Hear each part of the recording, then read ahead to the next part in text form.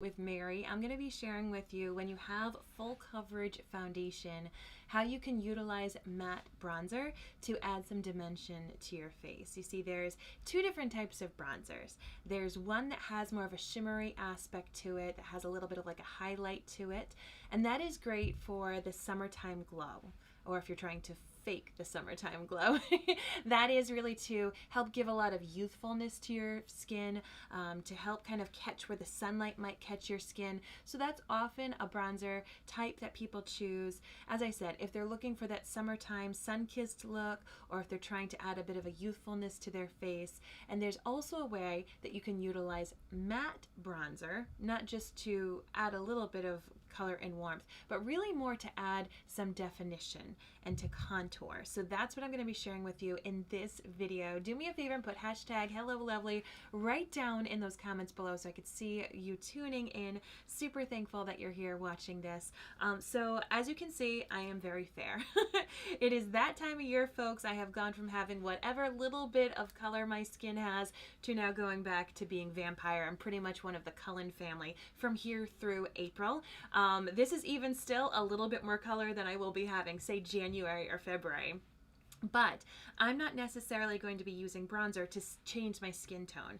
That is something that you don't want to do, whether with that shimmery type or the matte type. You don't want to essentially paint your whole face. If you really want to have a tan, get some fake tanner, get some tanning drops or spray tan or something like that. That will help give you a whole canvas that elevates it to a bit darker of a shade. But really for me, I just embrace what my natural coloring is at that time. I'm either, unless I'm using, some tanning drops, I'm not going to take bronzer and try to make me look like I am multiple shades darker. I am going to use it though, however, to add that dimension into the face. So when you do more medium to fuller coverage foundation, you lose some of those shadows. You lose some of the dimension. It becomes more of a blank, one-dimensional looking canvas. And as you can see right here, I've already done my eye makeup, I've done my eyebrows, I've got a little lippy on, but aside from that, I have nothing else except that blank canvas of my foundation. So what you are going to do when you're choosing your matte bronzer is you don't want to choose anything too awfully dark. I do have some recommendations, and actually my bronzers are on sale this week in addition to a new Prime and Set setting spray or any of my setting powders, setting products, and my blush. Because when you do have this blank canvas, medium to full coverage, you're adding in more of that matte bronzer, you are most likely going to want to use a blush and possibly a highlight. You're adding in different elements to create that beautiful work of art. When you have a more shimmer bronzer for that summertime look, it can kind of be your all-in-one catch-all, but it's a very different thing that it's trying to accomplish. So as we're going for matte bronzers, I like to think of things that are a few shades darker than your skin tone. So this is maybe just like a couple of shades darker than my skin tone that I can utilize.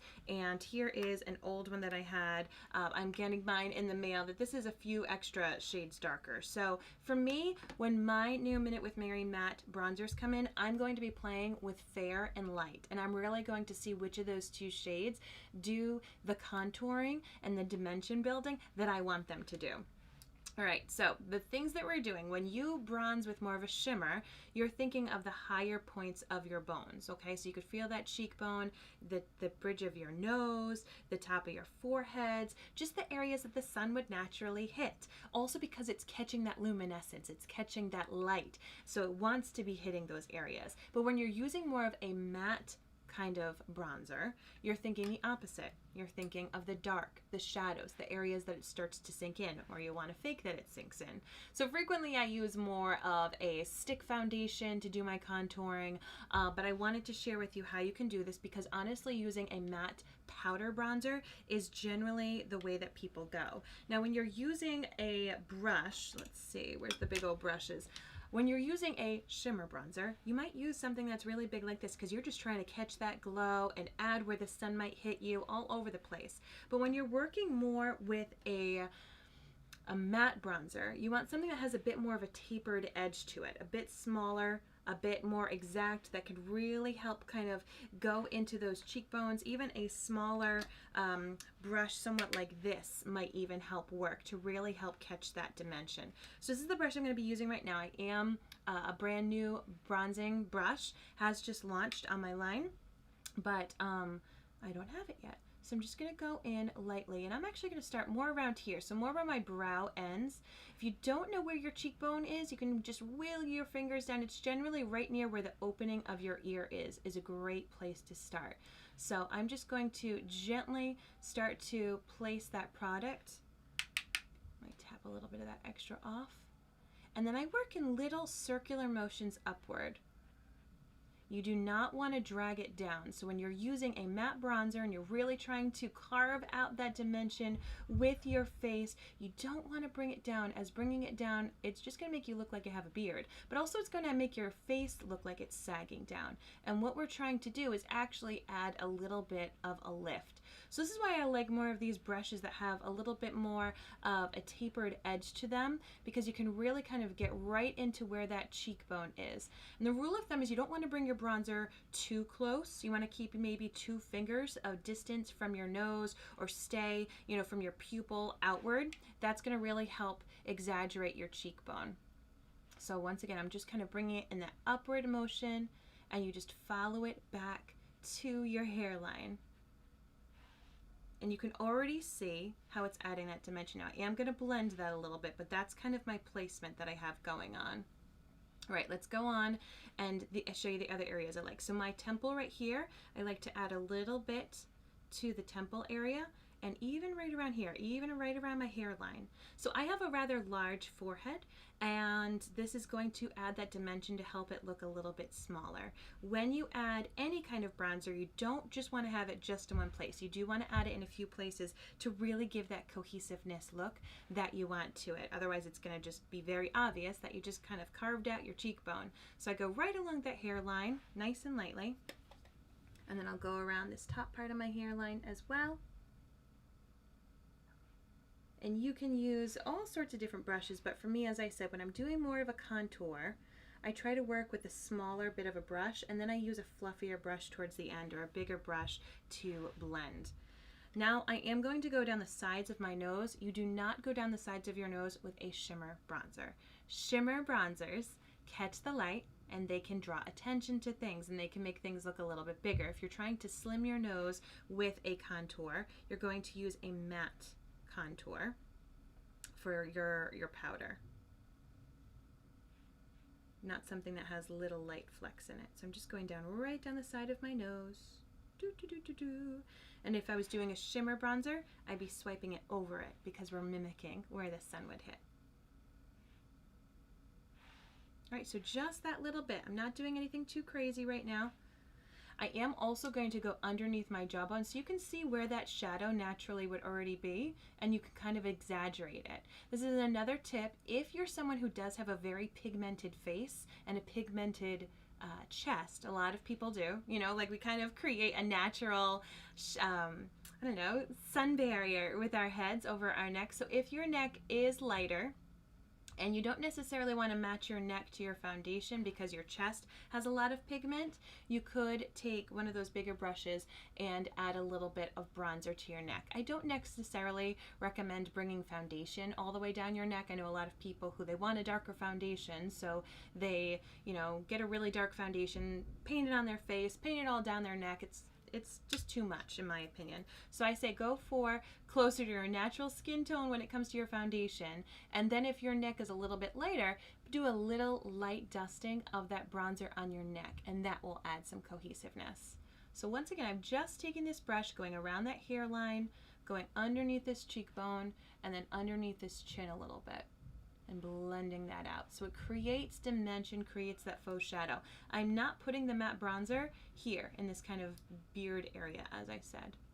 So just blend this up and back. There you go. So you can see that little difference. It's not too dark of a shade. It's honestly just a couple shades darker than my skin tone, but it's able to add that dimension back into my face that more of having that fuller coverage foundation gets rid of. So it's going to add that nice little lift. And then I personally will be adding a little bit of blush. So I'll even do that on that one side just so you can see. Just so you can see how it's all going to look. So I like to apply blush above that. So here's the bronzer. And now I'm going to apply the blush more in this area right here. I'm choosing more of a mauve purple kind of shade to go along with the shirt that I have on today. And then once again, I'm starting back here and just doing slight little circles, very, very light, and it's buildable. So whenever you're working with a bronzer or a blush, particularly if you're on the paler side this time of year, work with just a little bit of product, really nicely blend it, get the right placement, and then if you want to build it up, you can. It's gonna make it look really nice and realistic, and God forbid, if you don't like the placement, it'll be easier to blend out and take care of. Whereas if you just go to town, it's a lot harder.